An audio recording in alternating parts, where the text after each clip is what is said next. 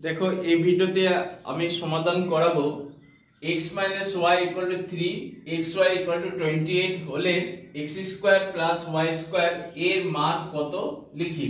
তাহলে দেখো এখানে আমরা এই ম্যাথটি সমাধান করার আগে আমাদেরকে a square plus b square এর ফর্মুলা জানতে হবে। a square plus b square এর ফর্মুলা হচ্ছে a plus b whole square minus 2ab এবং a minus b whole square plus 2ab। তাহলে a square plus b square এর দুটো formula আছে, আমরা কখন ইউজ করব দেখো x minus y equal to 3 দেওয়া আছে, xy ইকুয়াল টু 28, যেহেতু এখানে মাইনাস দেওয়া আছে তাহলে আমরা এই দ্বিতীয় সূত্রটা ইউজ করব।